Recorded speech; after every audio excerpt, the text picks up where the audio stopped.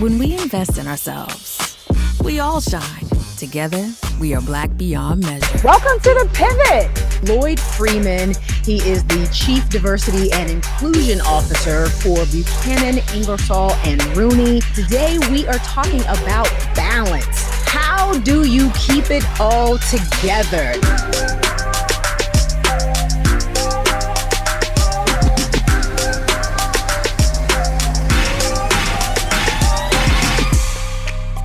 How do you keep it all together? They talk about work-life balance, but is there really?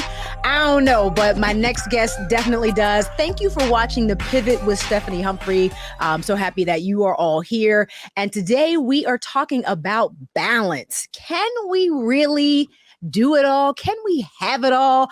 I don't know. But again, we're going to talk to my guest and see what he has to say. I want to introduce my dear friend, Lloyd Freeman. He is the Chief Diversity and Inclusion Officer for Buchanan Ingersoll and Rooney. Lloyd, thank you so much for being on The Pivot today. Thank you for having me. This is great. I'm excited. I know. So let's just get right into this conversation. So first of all, tell the people, and take your time because I know it's a lot. Oh boy. Tell the people all the things you do. Just kind of, all of the things that you're involved in, because it is a lot between your work things, your family things, your philanthropic things, your charitable, your organizational things, your social things. You got a lot going on. So just give us a little taste of the life of Lloyd Freeman. So you have to have many dimensions, right? Because that's what's going to keep this life thing interesting. You can't be someone who does all work. You can't be someone who does all play because then you don't get paid. So, and you also have to do something that gives back so you can feel like, you're a good citizen. And so I do try to make sure that I'm doing all the things. So professionally, I'm a bit of a recovering attorney. I practiced law for about 14 years. I was a litigator, a partner in a large law firm, and decided that I was going to make that pivot into diversity and inclusion. Mm-hmm. And that's what I do now. In my role as Chief Diversity and Inclusion Officer, I still work at a law firm, but I'm a part of the management team. And so that allows me to then work on more of the strategic side for the firm, setting strategy, setting policy, and direction for the future of the firm and how we can make sure we increase representation of everyone who falls into those underrepresented categories, whether it's your person of color, individual who identifies as LGBT, the list goes on. That's work. Sometimes, though, and that would be enough. However, yes, but that wouldn't make me complete. I'll tell you that it wouldn't make me complete because I know that I am more than just, Lloyd the attorney or now, Lloyd the D&I executive.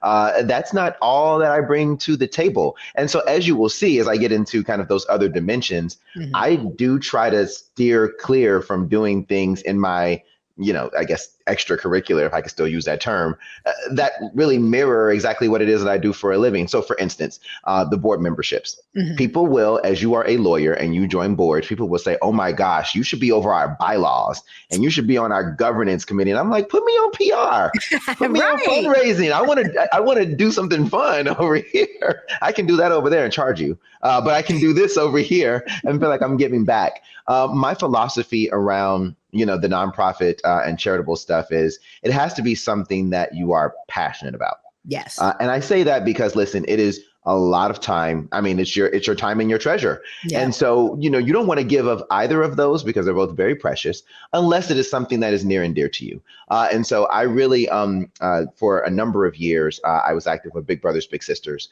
I became chairman of the board. I actually served in that role twice. I don't know how I get strong-armed into these things, Steph, but we got roped into hosting a Big Brother Big Sister event once. Remember? That's right. Okay, that was during my first tour as board chair. During my first tour, and really because Big Brothers, the aim of Big Brothers Big Sisters is to ensure that young people have a mentor. And so they match individuals, one-to-one mentoring, so to change their lives for the better forever. Yes. That really resonated with me because growing up, I did not have a mentor. There were not professionals who, outside, who were not related to me, and there really weren't that many in my family, to be very honest, who could really guide me on the path that I knew that I wanted to go on. And so, I thought it not robbery. Not only do I want to give of my time, but I want to make sure the people in my network understand the importance of this. Right. I would love if you did it through Big Brothers Big Sisters, but if you don't, find that pocket and mentor. That was certainly a huge passion project of mine. And so I served on that board for 10 years, served as board chair twice. Yes, 10 years, board chair twice. We really grew the organization. But you have to, well, number one, I had a term limit, so I had to get off the board. They kicked me off. But outside of that, I wanted to, again, to just make another pivot. And I'm always about the reinventing of yourself, because it can't get, so routine. It also can't become work, because you don't want to go to work and then go to work. That's true. And then it just can't become so predictable. And I just felt like people were starting to predict kind of like what it is that I was doing next. I was predicting, okay, well, this is the logical next step. And so I said, what else is it that I'm interested in as I hit my term limit? And so now I've taken a pivot into the arts. And so the Philadelphia Ballet, I'm a new board member with the ballet, have always been, patron of the arts. Our daughter is named Ailey after the Alvin Ailey American Dance Theater. That side note, that's where my wife and I went on our first fancy date. Down in DC, went to go see the Ailey dancers. So it holds a special place in my heart. And I definitely want to make sure, if I could fuse the two, how can I then make sure that more people who look like me have a greater appreciation, for the fine and performing arts? How can I make sure that we have more representation on stage? I would love for my daughter, when I take her to go see, the Nutcracker for the Sugar Plum Fairy, to look like her, and it's more than just kind of saying, oh, I saw one Black ballerina one time, and it is commonplace. You can see people who look like you all the time. And so, yes, I can absolutely bring, some of my expertise in with something that's a passion project. And that's where I lend my time. Those are kind of like I feel like you have to do something that's above board and major, and people know about it irrespective of where you go. And then there's the one that like tugs on my heartstrings, and it's the one that I invented, if you will, my Botillion program. And so the Botillion program is a scholarship and mentoring program that works to train high school, junior and senior males for college and subsequent life. Essentially, we're getting them ready for that next chapter after they graduate from high school. Right. We do that through a number of different workshops, whether it's on personal branding, how you've come in for a number of times and done that, public speaking, how to manage your finances, how to act at a dinner table. Really, again, all those things outside of what you will learn in school, that really is preparing you for how to be an adult, how to be a Black man in America. And we have frank conversations about that as well. And then, at the end of it, we give scholarships, but I never really go off and start talking so much about the dollars that we've given those young men. It's really about the fact that we are equipping them with a mentor who can really guide them. Again, you kind of see how the pieces all come together. Right. A mentor who can guide them, who looks like them, so they have a Black man with a degree in their back pocket as they go off the first day in college. I didn't realize you created that. I thought that was something that was a part of what you did for your fraternity, because you do that as well. You can speak to that. I brought it to the fraternity. Okay. So yes. So then if you look for the inspiration behind that, I was an escort to a good friend of mine. I was her escort to the debutante ball when we were in high school. And I just thought that it was like the most fantastic thing ever. All these Black people in these like tuxes and gowns and like all dressed up. We're having this formal meal at this nice hotel. But the program was centered around young women. It was centered around the high school, young ladies, and preparing them for, life as a Black woman in America. Now, we were there, kind of as their dancing partners. And I think they may have given us like one workshop, just so they can feel like they did something with us. Right. But the focus was on the women. And of course, as I, matriculated, whether it was through undergrad, and I went to Howard, where it was like 9-to-1 women to men. So, not that we don't have work to do by way of inspiring more women of color to go to college, but we got a lot more work to do with getting men of color to get into college. And so I wanted to make sure that I was doing my part in that regard, because although, the Lloyd from high school ended up doing all right for himself, imagine if he had, a Lloyd as a mentor. someone who could help him when he was figuring out law school and saying, I don't know what I'm doing here. I don't know which job to accept. I don't know what kind of law to Right. practice or any of that. So yeah, that's where that came from. Yeah, I brought it to the fraternity, and it just kind of exploded, and we started our own foundation and put that whole program together. So many different things, Stephanie. So many different things. And you have a family. Talk Do about have the a family. family. Do have a family. My wife. I got my Beautiful 2 kids. family. Yes, there's somewhere behind me back there. But you know what? The family piece is, you talk about, can you have it all? I feel like, you can wear a number of different hats, but you got to remember that it's not kind of, you got to remember which hat is the biggest hat. And my family, I mean, that's the first hat. That is the primary hat. Right. And so the thing about how involved I am, they're family decisions. They're not Lloyd's decision and the family deals with it. I mean, these are very much so family decisions. So I look at what are the ways in which I'm going to be able to bring my family into what it is that I do. So Right. my wife and I both love, fine and performing arts. So that's going to be something that we'll be able to enjoy together. That sounds like, an instant, outing for us to be able to go to the ballet. I'm supporting my nonprofit. We're going out and having a good time. I love to bring my daughter to go and see Cinderella, things like that you can kind of fuse all of them together. The Botillion. My wife then works with the young ladies who are a part of the Botillion program, the dates to the young men. And she gives them hosts a tea party for them and does all of that. My daughter is very much so going to the workshops, back when we were in person, of course. And so it's a family affair. There is not a way that I could do all of the things without having that family support. And I think that the way to make that easy is to bring everybody right on in. And I do that even with my brand. I know that's not even really, kind of the topic of our talk, but, my brand, really, I'm shaping it such that the Lloyd you will see at work is the Lloyd that you will see outside of work, i.e. you will see the family pictures in my office. You will see a huge Alvin Ailey poster, of a dancer in my office. I have each one of you can probably even see them right here. I have each one of the years of the Botillion classes, the guys in their tuxedos, in my office. Everything about who I am, I bring it all together. It all crosses over. So it's all sort of not cross promotional, but you know what I mean? Like it all sort of infuses itself together because, I love that idea that you make these decisions as a family and it needs to work for everybody in order for it to work at all. Because, when it doesn't work, it can have some really damaging consequences.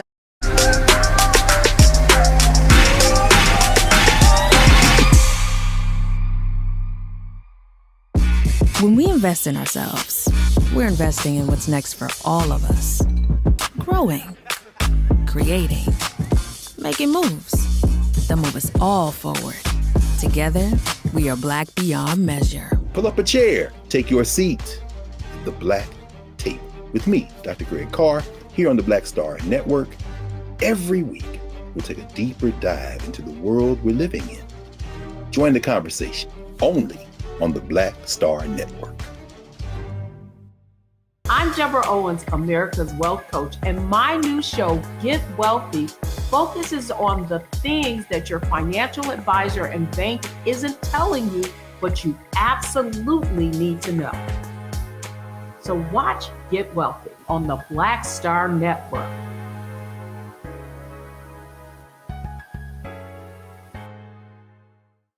When we invest in ourselves, we all shine. Together, we are Black beyond measure.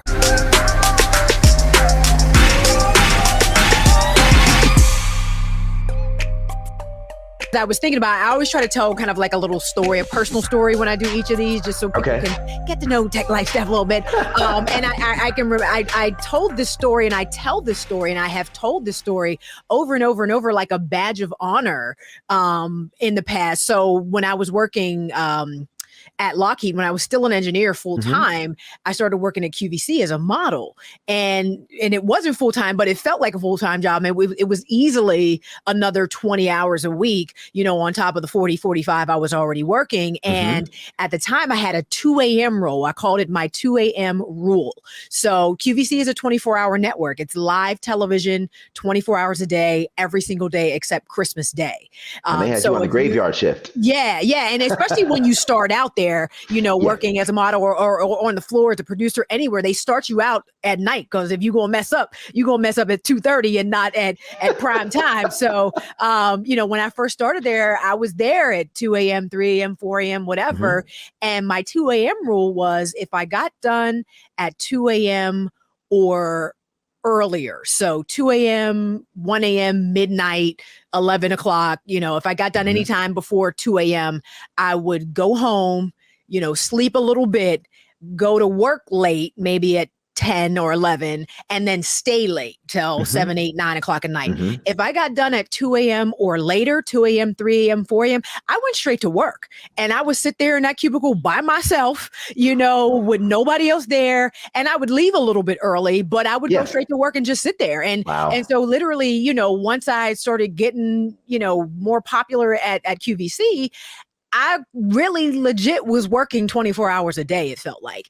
And it took a toll on my health. I remember that time as me always being sick, me always having a sinus infection. I lost a ton of weight, which wasn't a good thing necessarily when you work in a image-based industry, because everybody thought I looked amazing. Meanwhile, I'm only getting, 1,000 calories a day or something. And I thought about it when I was prepping for this interview. I thought about that story, and I thought about the fact that I used to tell it, like I said, as a badge of honor, or as an indication of the grind you have to go through to get what you want and all the rest of that stuff. And in looking back on it, I was like, I really just didn't have any balance in my life. I was literally working all the time. I wasn't doing anything else. I wasn't going out. I wasn't dating. I didn't have a boyfriend. Like, everything was just work, and see where this goes. So that's a lesson. I think that's a lesson to all of y'all out there. Don't get so consumed by the vision. You get excited about that vision, especially when you're making this big transition in your life, and this is something you really want to do. You get very excited about that, but you do need to maintain that balance at the end of the day. And you know what? I think a lot of it, really good points that you made there. A lot of it, I know, is shaped by some of those antiquated views of success. We've seen the Wall Street bankers, and what's typical of being on Wall Street. That you have the phone, and it's tied to you, and you can't even enjoy Christmas and Thanksgiving, and you have to live across the street so you can just run home, take a shower, and come right back. Or or even the lawyers at the big law firms. Like, it's very characteristic of you're staying up all night, you're addicted to Diet Coke, and you're sitting there. I mean, those are kind of like the model images, and it even trickles into that family life. So then you talk about that badge of honor. I know that, if you look at kind of the generation before me, you had, some women who would say, oh, yeah, I had a baby, but, I only took those first 6 weeks or whatever. And when the doctor said I was clear, I went back to work. And they say it as if you're going to get some kudos. That's not a good thing. You should have taken time for the family. And then you have guys who say, no, I didn't take any time off at all because I'm not supposed to. We had the baby. I didn't have the baby. Yeah. We went home. I drove them home, and then I went back to work, by Thursday. And I fell victim to that. So 2016 was probably my busiest year ever. That was when we had my daughter, Ailey. I had gotten inducted into the Boulay. My wife had gotten into the Lynx. I was going up for partner in that same year. I mean, everything was just happening. And we did have our daughter on a Tuesday, and I took the rest of the week off, and I was back to work on Monday. Now, that's crazy. We flew the family in, we had each of our moms come in and do a month at a time. And then we did the grandmoms, and, we had the help, we had the people there. But to think that making partner and understanding that I needed to have a presence in the office, by the next business week, was more important than just taking than your child. That's it's crazy. Ridiculous. So lessons learned. By the time we had my son, I was like, oh, I'm doing a full parental leave. I was gone for 12 weeks. That's right. As you should be. That's right. Took 3 months. That's absolutely right. And it's so crazy that we don't allow ourselves. And don't get me wrong, bills got to be paid. We all understand that. But if it's possible for you to not have to be this slave to this employment or to this job, because it doesn't define you. Right. Take the time, take the PTO, as they say, take the PTO. Absolutely. Take the PTO, go on the trip, book the next trip, have the next trip ready and waiting so you have something to look forward to. I mean, those are the ways that, again, you're going to make sure you have you're happy. And to your point, you're not happy when you're gaining weight. You're not happy when you're losing weight. You're not happy when you're stressed out. Yeah, that's you gotta right. Be happy. So now you spoke to it a little bit about the fact that you bring the family in on decisions, but talk to us a little bit more about the work of maintaining balance. Because I feel like there are some logistical, real things that have to happen in order for this. I think it feels like it's maybe a little bit more than just like, let me make sure my wife's okay with this, or let me make sure the kids are good. What does the work of maintaining balance look like for you? Having some things that are off limits. Having some things that are absolutely off limits. And so what were those things? So even though, like I was in private practice, I was an attorney at a law firm, and you think kind of 7 days a week, church was a non-negotiable. Like I was going to go to church, and we were likely, because, we Black and we go to Black church, and we were going to go to brunch after, after church. Well, I'm not available until later. Exactly right. And so, yes, I can do some hours on Sunday, but it's going to be somewhere like after like 4:00, and that's when you'll see me. And then also the holidays and the vacations. We actually started to, again, put those two together because we were finding ourselves on the holidays stressing ourselves out because my wife's family is from Detroit, mine is from Kansas City, and we were trying to see everybody and make sure that we had a presence. And we were like, wait, what's going to make us happy? Is it now? Yes, we would love to see our family, but we can open our house up to our family any time of the year, and we can take our family and go do Thanksgiving in Turks and Caicos or Christmas in Antigua. And those trips, those things like that became the non-negotiables. We are going to have our time. When we do it, we're going to do it up. When we do it, we're going to do the week in Martha's Vineyard. When we do it, we're going to do the Christmas, on an island. Or now we take the kids to Disney World. We did Disney World for Christmas last year. Those big moments, because you got to understand, of course, in being a busy parent and being a busy husband, busy wife, busy spouse, there are going to be some nights, when you're not going to be there for dinner. But it can't be every night, right? It cannot be every night. And it certainly can't trickle into I'm missing, birthday party. So you know what, for me, strangest thing, Stephanie, doctor's appointments. I do not want to be that parent who has no clue what is going on with their child's health, what you're allergic to, what's the last that you wait. I write it down in my phone every time. I do not miss a doctor's appointment, a dentist appointment. There's something about that. And I don't think that's unreasonable. Honestly, this is your child. This is a whole human that you're responsible to get to adulthood as safely and healthy as possible. Like, why wouldn't you be involved with something like that? And you should have seen the freak out because, of course, once, COVID hit, they were only allowing one parent to go in. Right. And I was looking at my wife like, so, I guess you're going to stay home because I don't miss doctor's appointments. She was like, simmer down, simmer down. That's what we're not going to do. What we're not going to do is put me in the back seat. Right. So yeah, I had to end up turning that down a bit. But literally, until I was forced out of the doctor's office, no, those were non-negotiables.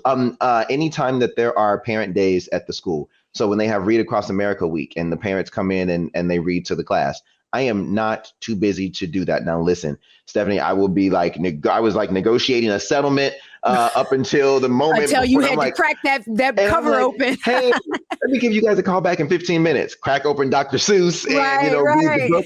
I was going to be there. There was no way my daughter was not going to have her dad come, for the Father's Day ice cream social or for the day that you read to the class. And again, I think that's important because these are, of course, the visuals and the values that I want my daughter to see and believe. Not only that, it's important for your parents, but it's important for your dad to be there, to be a part of those things, for your friends to see your dad. And dad is I know that some other parents may be able to just, not work and have a life of leisure. Dad's going to have to come in a full suit to the daycare, and we're just going to make it work. That's right. I might have to head out right after, but I was here. The point is, you head out right after. And that's what, and I think that's what counts, and that's what matters the most. What is your strategy for saying no?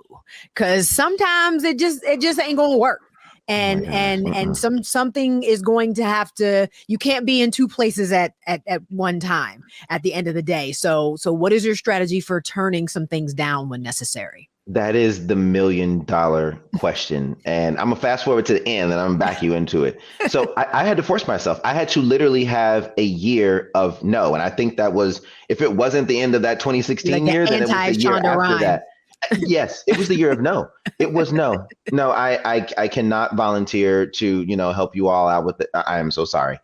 Nope, I cannot join this particular board. I love the organization. I'll send you a nice little donation. I don't have the capacity to do anything else. And it was just, even some of the things that I really wanted to do, it was just, I knew for the purposes of that balance, you are, homeboy, you are at capacity. You need to turn everything down. But then it allowed you to then see, what was out there, because every opportunity that's going to come around, I mean, you're going to get another one, or you're going to get a similar one. It's going to come back around. That's not going to be the only board that ever asked you, or the only place that ever asked you to come and do a keynote speech or something like that. So I had to force myself. There was a point in time, particularly when I was very, very young in my career, when I was just starting to make a name for myself and wanting to go out there and find the clients, I was saying yes to everything because I didn't know what was going to stick. And again, this is without having the mentor, right? So, I'm trying to navigate this and do this on my own without running it by, somebody, an old wise one who could tell me like, that ain't really the way that you operate.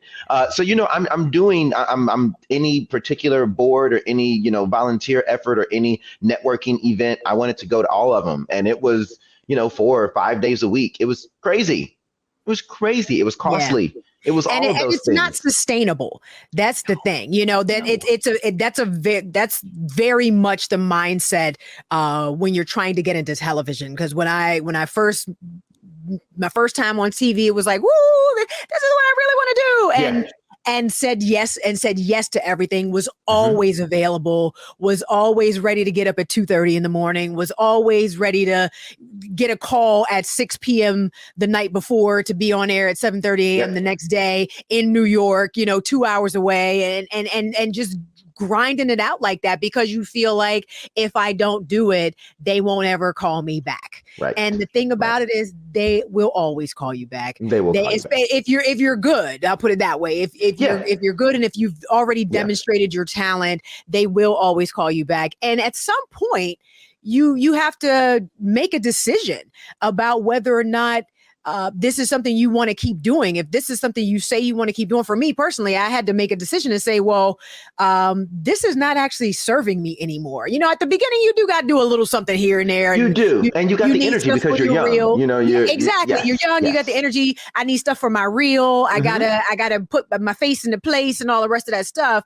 But there comes a time when you have to say, is this still serving me? And, it took me probably longer than it should have to get to that point. But I am at that point now. And when I tell you a whole new world has opened up to, when I made room for it, basically, and was able to finally say no and understand, your value and your worth and all that good stuff. It's been a whole new world that's opened up with all different kinds of opportunities. So, saying no is not a bad thing. It's not at all. You have that point in the decision making process when you look at the quantity versus the quality. And, just because I do 10 of these engagements, that does not equal what I could have gotten just from doing this one, doing it very, very well. I mean, that could have paid the exact same dividends. But again, it's once you are comfortable enough, once you feel, secure enough that, okay, I can turn down 9 to take this one. But that's the one. That's the one. Because that's the one. That's right. That's absolutely right.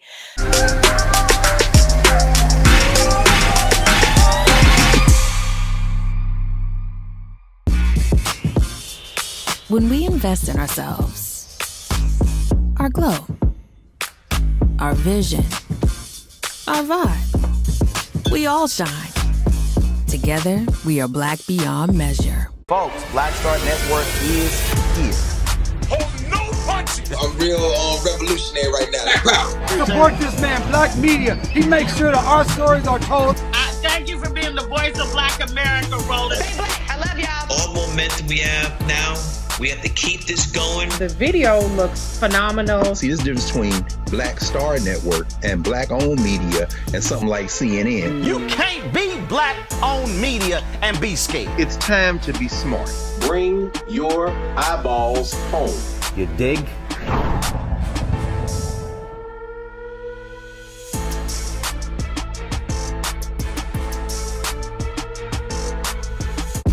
When we invest in ourselves, we're investing in what's next for all of us. Growing, creating, making moves that move us all forward. Together, we are Black beyond measure.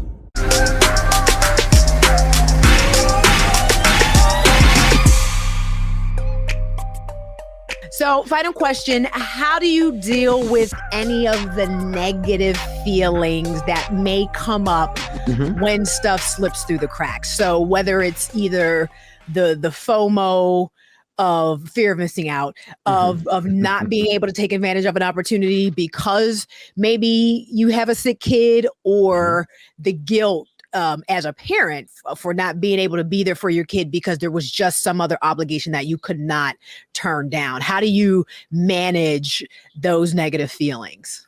Yeah. So the FOMO is real with me. That is whether it is my friends are all getting together, or there was a trip that, a ski trip everybody was taking and I couldn't make it because I had something else, or whether it is something's going on with the kid. The FOMO piece, the family, we kind of got over it together. And that was only because, we had two working parents. And just as we spent, the hours at work, the kids spent the hours at daycare and with their teachers, et cetera. Thank God, of course, technology allows, for, oh my gosh, like your daughter is like starting to crawl and, they're recording it and we're seeing it. But yeah, I mean, like you have those instant moments, like, so she started to crawl when she was with y'all. We were with her all weekend, 24 hours a day, and she didn't want to do nothing but sleep. And then she's going to start crawling with you all. So, daycare kind of forced us out of the FOMO piece. Just because, it was going to happen. It happened and it was going to continue to happen. There were going to be words. And then we were like, wait a minute. That's what we're paying you all for. We want you all to help them with this development. So you got to rationalize it a bit. It doesn't stop, the psychological piece in saying, I am bummed out, that I missed out on that. So yeah, that's hard. There were definitely the friend pieces and the trips and the, especially as, I decided to go down this road and have, the family and have the kids and, the job, and I wanted to go for partner. And then, I had friends who hadn't made those same life decisions. So it was, it looked like social media is the problem. That's the reason for the FOMO. Because you're looking at the pictures and you're like, wait a minute, I know. You on another trip and I ain't going nowhere and yet. you didn't invite me. Like, what's going on with that? You didn't invite me. And you got the nerve to like send me these. I'm not liking them. I'm not going to like no pictures. I'm not liking none of them. I'm going to keep scrolling. That's how I handle it. I just keep scrolling. Forget you. Yeah, that's it. But then, when you sit down and you take inventory, again, like you said, the things that mean the most to me, the things that are, really fulfilling me, satisfying me. And you say, no, it is my kids. It is, my career. I am very much so invested in the work that I do. It is my nonprofit. It is the young men that I mentor. Those are the things that make me happy. And what you forget is there are people who are looking at your Instagram and seeing, oh my gosh, here's me and my mentee, who just got accepted to Howard and, we're having a barbecue for them, but they're having FOMO, like, oh, I wish I mentored a kid. I wish I, spent that much time. So, the grass is always greener. And you gotta talk to yourself. You gotta have a woosah because instantly you will have those moments. But again, you kind of look around, take that inventory over and over again. What makes me happy? And I have no problem with a purge at the end of the year. If I say, what, this year I spent so much time over here doing this, it was nothing but a headache. And next year I want to do more traveling. That's fine. Right. That's totally fine. There's nothing wrong with cutting something out. I mean, as long, you can bow out gracefully. It was a wonderful time, great experience. I've done my time.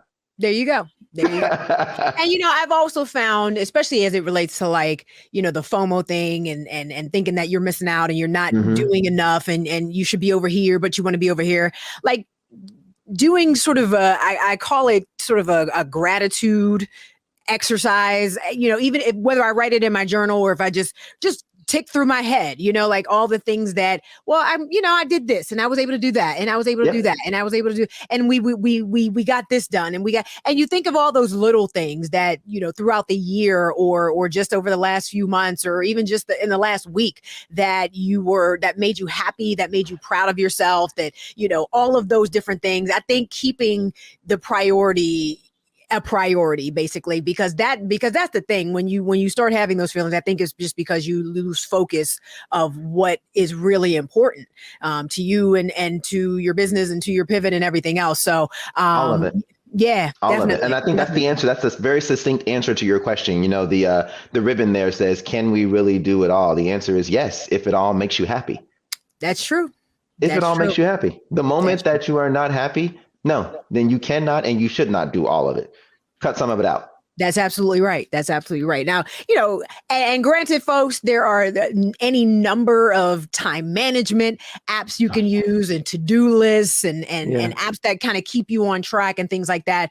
But at the end of the day, I think it really is a decision about what is important to you and prioritizing, whether it be family, whether it be your health, whether it be your career, prioritizing those things, making a decision about what's important to you and getting some support. And I believe that is the big piece too. When you start feeling overwhelmed and you're feeling that you don't have balance, it's typically because you don't have a ton of support. So look for that support wherever you can get it. I pray that everybody has somebody or some way to be supported and feel supported in their journey, especially as you're pivoting, because it can be very, very isolating when you're trying something new and you're starting something different and doing something you've never done before. It can be very, very isolating. So get some support wherever that might be, even if it's, you might need a therapist or, talk to pastor.